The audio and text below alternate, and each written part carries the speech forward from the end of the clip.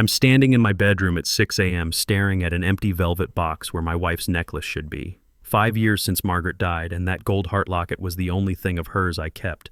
Everything else I gave away because it hurt too much. My name's Robert Thompson, I'm 67, and I thought I knew my family.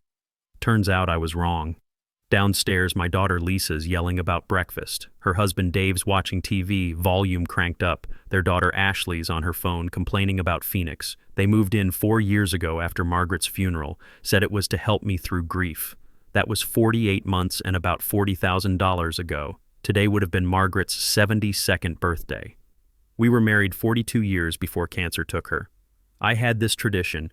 Every year on her birthday, I'd sit with her necklace. Remember when I gave it to her in 1983? She wore it every single day after that. I'd dump out every drawer, check under the bed, behind the dresser, in coat pockets. Nothing. That shaky feeling from the hospital when Margaret was dying starts creeping back. I head downstairs. Lisa's chopping vegetables angrily. Dave hasn't moved from the couch. Ashley's sprawled on the stairs. "Lisa," I say, "have you seen your mother's necklace?" She doesn't look up. "What necklace?" "The gold one with the heart locket. It was in my dresser." "Dad, I'm busy. You probably misplaced it." "I didn't misplace it. It's gone." She sighs, that sound that makes me feel like I'm bothering her in my own house. Well, I haven't seen it. Something in her voice doesn't sound right. Too casual. "Lisa, that necklace was your mother's most treasured possession." "Was just sitting there doing nothing," Dave calls from the living room. "Margaret's dead, Robert. Dead people don't need jewelry." The words hit like a slap. Ashley laughs from the stairs. Not mean exactly, just empty. "Your grandmother wore that every day for 42 years, I tell Ashley. She shrugs. "So? Now someone else can wear it." "Circle of life, Grandpa." I look at these three people, and something cold settles in my stomach. None of them think there's a problem here. "Lisa," I say quietly, "what happened to the necklace?" She finally stops chopping, sets down the knife, turns to face me with eyes that used to light up when she was 5. Now they're calculating. "I sold it," she says. "Desert Gold Pawn on Thomas Road. We needed money for Hawaii. My daughter sold Margaret's necklace." "You what?" "We needed $800 for the trip. You said no when I asked for money, so I found another way." No apology, no recognition she'd done anything wrong. "It was just collecting dust, Dad." I stand there and look at my daughter. When did she become this person? Dave turns around, scratches his belly. "Look, Robert, we've been taking care of you for 4 years. That necklace was payment for services rendered. Services rendered. Like I'm some charity case instead of the man paying their groceries, utilities, and car insurance. That necklace was all I had left of her."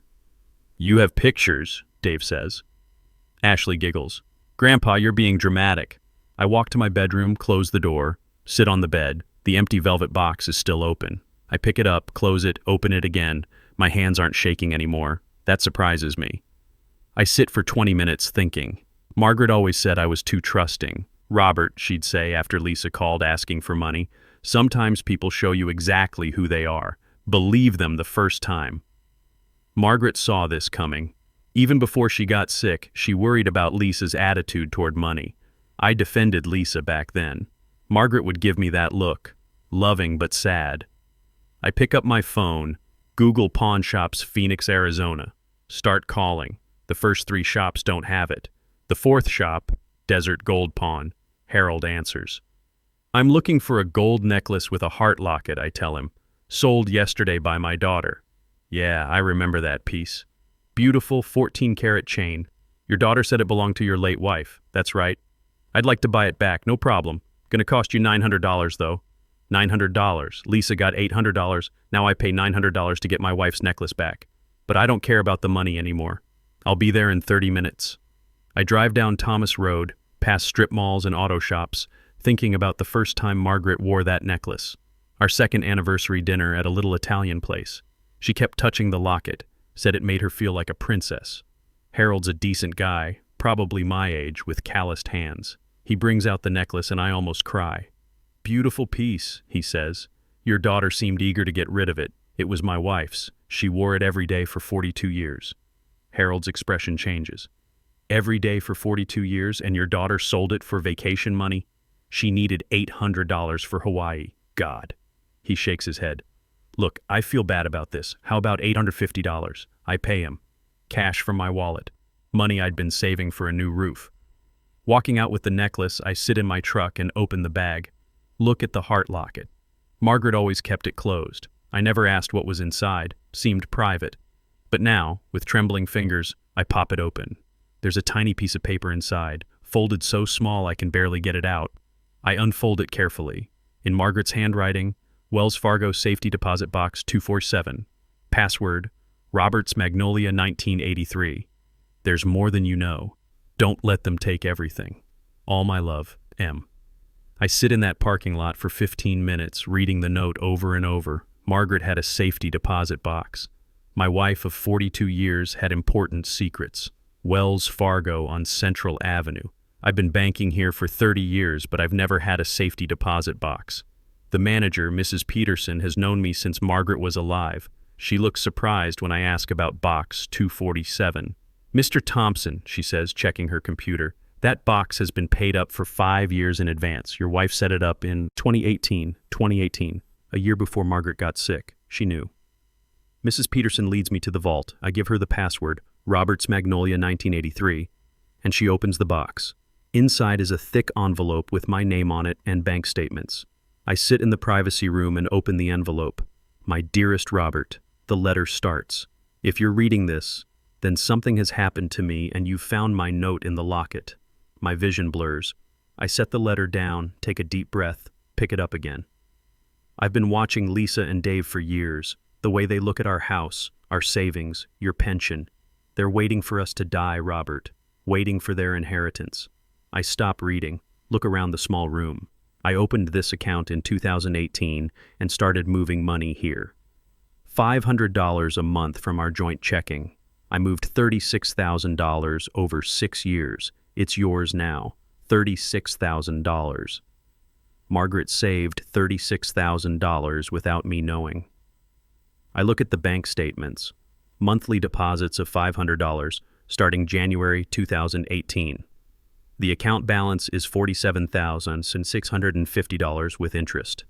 When I'm gone, Lisa will start taking advantage of you. She'll make you feel guilty, make you feel like you owe her for taking care of you. You don't owe her anything, Robert. The letter continues. You and I worked for 42 years to build what we have. We earned every penny. Don't let them move in permanently. Don't let them control your finances. Be strong. Live for yourself, not for people who only see dollar signs when they look at you. Start fresh if you have to. All my love forever, Margaret. I read the letter 3 times. Margaret moved exactly $500 every month for 72 months, consistent as sunrise. I drive home in a daze. When I walk in, Lisa's in my office going through papers on the desk. What are you doing? Looking for insurance documents, she says without looking up. Dave thinks you should consider a reverse mortgage. House prices are up and you're sitting on $400,000 in equity. Get out of the office. Dad, we're just trying to help. Get out, now. She leaves, but I can see the calculation in her eyes. That evening, I call a lawyer, Patricia Morrison, someone Margaret used to know from her book club. Patricia's retired now, but still takes some clients. Robert, I'm so sorry about Margaret. How can I help you? I tell her everything. The necklace, the letter, the bank account, the way Lisa and Dave have been treating me. Patricia listens without interrupting. Robert, I've seen this before. Adult children who view their aging parents as ATMs. The good news is you're completely competent to make your own decisions. The bad news is they'll probably try to challenge that if you start protecting your assets. What do you mean? They might try to claim you're not mentally competent. Try to get guardianship. Control your finances legally. My blood goes cold. Can they do that? They can try. But I can help you prevent it. First thing, we need to get you a comprehensive mental competency evaluation. Then we talk about asset protection. I schedule the evaluation for the next week. Dr. Sarah Patel, geriatric specialist. Meanwhile, I start paying attention to things I'd been ignoring. Lisa goes through my mail when she thinks I'm not looking. Dave has been using my credit card for gas. Ashley ordered $300 worth of clothes online using my Amazon account. They're not just taking advantage, they're stealing. The competency evaluation takes 3 hours. Memory tests, cognitive assessments, psychological evaluation. Mr. Thompson, she says, you're cognitively sharp, emotionally stable, and fully capable of managing your own affairs. That night at dinner, Lisa brings up the reverse mortgage again. Dad, you're sitting on $400,000 in equity. You could access that money, enjoy your retirement. I am enjoying my retirement. But think what you could do with the cash. Travel, maybe buy a condo somewhere warm. Dave nods eagerly. My cousin got a reverse mortgage last year, got $200,000 cash, still lives in the house. And when he dies, I say, the bank takes the house. So? You can't take it with you, Robert. I look at them. Lisa, Dave, Ashley, all watching me with the same expression. Hungry. Like vultures. What if I want to leave the house to charity? The silence is immediate and complete. Charity? Lisa's voice is sharp. Dad, we're your family. You're my family when you need money. Rest of the time, I'm just someone taking up space in my own house. That's not fair, isn't it? When's the last time you asked how I'm doing? Really asked, not just made sure I wasn't sick enough to need expensive medical care. Ashley looks up from her phone. Grandpa, you're being dramatic. Am I? Lisa, what was your mother's favorite flower? Silence. What was her maiden name? More silence. When's her birthday? Dad, what does this have to do with... You sold her necklace for vacation money and you don't even know when her birthday is. I stand up from the table. I want you out of my house. All of you. By the end of the month. Dad, you can't. It's my house. I can. Lisa's face goes red. Fine. But don't come crying to us when you're lonely and can't manage on your own. I won't. I go to my room and close the door. For the first time in 4 years, the house feels like it might be mine again. Margaret was right about everything. Patricia Morrison has been busy. The mental competency report came back perfect. Dr. Patel wrote that I'm cognitively sharp with excellent judgment and full capacity for financial decision-making. Patricia used that to set up bulletproof asset protection, new will. Everything goes to 3 charities, the Alzheimer's Association, the local animal shelter, and the Phoenix Public Library. Lisa is specifically excluded with a note that she's already received substantial financial support during my lifetime. New power of attorney to Patricia instead of Lisa. New healthcare directive. Everything documented and witnessed. Lisa and Dave moved out last weekend. Took everything they could carry and left the house a mess. Didn't say goodbye. Ashley hugged me, which surprised me until I realized she was checking my pockets for my wallet. The house feels enormous and quiet and wonderful. This morning, Patricia calls with news. Robert, Lisa filed for guardianship yesterday. Claims you're mentally incompetent and being influenced by outside parties, meaning me. I'm not surprised. What happens now? We go to court. But don't worry. We have Dr. Patel's evaluation, your medical records, the fact that you've been managing your own affairs just fine. The guardianship hearing is a joke. Lisa brings some papers she printed from the internet about elderly dementia and a sob story about how worried she is about me. I bring Dr. Patel, Patricia, my bank manager, and 3 neighbors who testify that I'm sharp as ever. The judge dismisses Lisa's petition in about 10 minutes. Mr. Thompson, he says, you appear to be in full command of your faculties. This petition seems frivolous. Outside the courthouse, Lisa corners me. Dad, please, we can work this out. Family should stick together. You're right, I say. Family should stick together. Where were you when your mother was dying? I spent 3 months sleeping in hospital chairs while you visited twice. I had work, you had priorities, and I wasn't one of them. Dave steps up. You owe us, Robert. We took care of you. You lived in my house rent-free for 4 years and stole from me. We're done. I walk away. Patricia's waiting by her car. How do you feel? She asks. Free. That afternoon, I make 2 important calls. First call is to Sarah Mitchell, a real estate agent Margaret knew. Sarah, I want to sell the house. Robert, are you sure? It's a big decision. I'm sure. I want to downsize, something smaller, easier to maintain. The market's great right now. I think we can get $450,000, maybe more. Let's do it. Second call is to Scottsdale Senior Living, not an old folks' home, an active community for people 55 and up. Golf course, workshop spaces, social activities. Mr. Thompson, we have a beautiful 2-bedroom unit available, $280,000. It includes all maintenance, landscaping, community center access. I'd like to see it. The condo is perfect. Bright, modern, manageable. The workshop space is bigger than what I had at the house. Best of all, it's mine. No one else has keys. I put in an offer that afternoon. The house sells in 8 days. Multiple offers, bidding war. Final price, $475,000. After paying off the mortgage and closing costs, I clear $380,000. Combined with Margaret's secret account and my savings, I'm sitting on almost $500,000. Moving day is strange. 42 years in that house. So many memories, but also so much sadness, especially the last 4 years with Lisa's family there.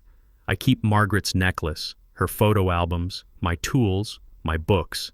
Everything else gets donated or sold, starting fresh, like Margaret suggested. The new place feels like the new hotel at first. Too clean, too quiet, but after a week, it starts feeling like home. I set up my workshop, hang Margaret's necklace in a shadow box where I can see it every day. 2 weeks in, my doorbell rings. It's Lisa. "Dad, please, we need to talk." "No, we don't. I made mistakes. But we're family. That has to count for something." I look at her through the screen door. She looks tired, stressed, probably running out of money. "Lisa, you sold your mother's necklace for a vacation. That tells me everything I need to know about your priorities. I'll buy you another necklace. It's not about the necklace. It's about respect. You had none for me, none for your mother's memory, none for the work I did to build what we had. So that's it? You're just cutting me off?" "I'm not cutting you off. I'm protecting myself. There's a difference." She starts crying. Real tears this time, not the fake ones she used when she wanted money. "Dad, please. We're struggling. Dave lost his job. Ashley needs college money. You're 47 years old, Lisa. Figure it out." I close the door and walk back to my workshop, start sanding a jewelry box I'm making. The rhythm of the work calms me. That evening I call my old friend Dennis. We used to play chess before Lisa's family moved in and took over my life. "Robert, how are you doing?" "Better than I've been in years. Want to come over for chess this weekend? I thought you'd never ask." Saturday afternoon, Dennis comes over. We play chess on my new patio, drink beer, talk about everything except family drama. It feels normal. It feels good. "This place suits you," Dennis says. "You look relaxed." I am relaxed, for the first time in years. I tell him about Margaret's letter, about finding my backbone, about choosing myself over obligation. "Good for you," he says. Margaret was the smart one. Yeah, she was. That night, I sit in my living room looking at Margaret's necklace in its shadow box. The gold catches the lamplight, glowing softly. She saved me twice. Once by loving me for 42 years. Once by giving me permission to save myself. I'm 67, I've got health, financial security, and self-respect back. For the first time since Margaret died, I'm excited. My phone buzzes. Text from an unknown number. "Dad, this is Ashley. Can we talk?" I delete the message and block the number. Some bridges are meant to be burned. 3 months into my new life, I'm standing in my workshop at 7 a.m., coffee in hand, looking at the jewelry box I've been making. Oak with dovetail joints, requiring precision and patience. The kind of project Margaret always said would keep me sane. She was right about that too. I apply wood glue carefully, fit the pieces together, clamp them to dry. When it's finished, I'll give it to Patricia. Small thanks for everything she's done. The doorbell rings. Through the peephole, I see Dennis holding a chess set. "You're early," I say, opening the door. "Couldn't sleep. Figured you might be up." He grins. "Ready to lose again?" We set up on my patio. The Arizona morning is cool. Perfect. Dennis opens with his king's pawn. I respond with the French defense, Margaret's favorite opening. "You've been playing better lately," Dennis says, moving his bishop. "I've been thinking clearer lately. Amazing what happens when you get rid of toxic people." I take his bishop with my knight. Patricia says Lisa tried to contest the will last month. What happened? Judge threw it out. Said she has no standing since she's explicitly excluded. Dennis whistles. She's not giving up easy. She's running out of money. Dave's still unemployed. Ashley's community college tuition is due. Not your problem anymore. No, it's not. We play in comfortable silence for a while. Birds chirping, distant traffic, the satisfying click of chess pieces on wood. This is what mornings should feel like. Dennis puts me in check with his queen. I castle to safety. You know what I realized? I say. I spent 42 years building something with Margaret, building a life, a home, savings, memories. Lisa saw all that as her inheritance, like we built it for her instead of for us. That's the problem with inheritance culture. Kids start counting their parents' money before the parents are even sick. Margaret saw it coming. That's why she hid the money, why she wrote that letter. She knew Lisa would try to control everything once she was gone. I move my rook, threatening his queen. Smart woman, Dennis says, retreating. The smartest. My phone rings. Patricia Morrison. Robert, we need to talk. Can you come to my office this afternoon? Is everything okay? More than okay. I have news. Patricia's office smells like coffee and old books. She's got papers spread across her desk, looking pleased.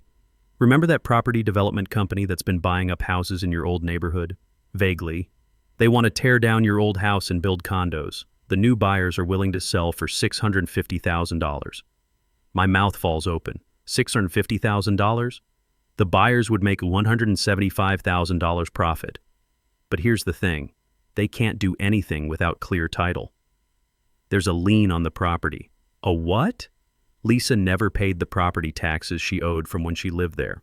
$8,500 in back taxes, penalties, and interest. The county filed a lien. So what does that mean? It means the sale is tied up until the lien is resolved. The buyers are furious. They're threatening to sue Lisa for non-disclosure. I start laughing. Can't help it. There's more, Patricia says. Dave filed for bankruptcy last week. Lisa's facing a lawsuit from the buyers. And Ashley got arrested for shoplifting.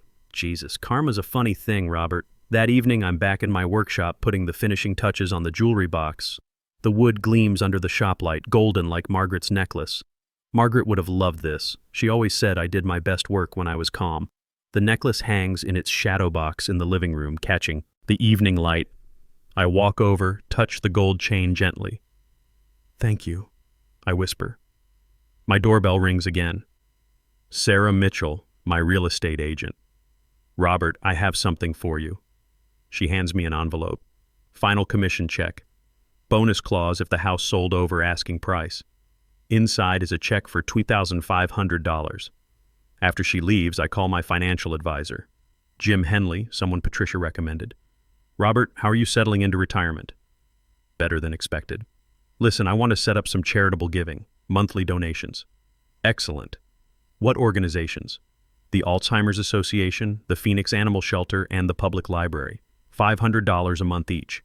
That's $1,500 a month. I can afford it. I'll set it up. Automatic transfers starting next month. Saturday night, Dennis comes over for dinner. I've learned to cook simple things. Grilled chicken, roasted vegetables, salad. It tastes good when not eating in tension. You seem different, Dennis says over beer. Different how? Lighter. Like you're not carrying the world on your shoulders anymore. I think about that. I spent 5 years after Margaret died feeling guilty about everything. Guilty for being alive when she wasn't. Guilty for not giving Lisa enough money. And now I realize guilt was just another way of letting other people control me. We sit on my patio as the sun sets over the Scottsdale Mountains. Orange and red sky, desert silence, the kind of peace I never had when my house was full of people who saw me as an obligation. You know what the best part is? I say. What? I wake up every morning and the day belongs to me. No one's going through my mail, no one's using my credit cards, no one's making me feel bad for existing. Dennis raises his beer. To Margaret. For having the wisdom to save you from yourself. To Margaret. We drink, watching the stars come out over Arizona. Tomorrow I'll finish the jewelry box. Next week I'll start a new project, maybe a rocking chair. The future stretches ahead, unscheduled and mine. For the first time in years, that feels like more than enough.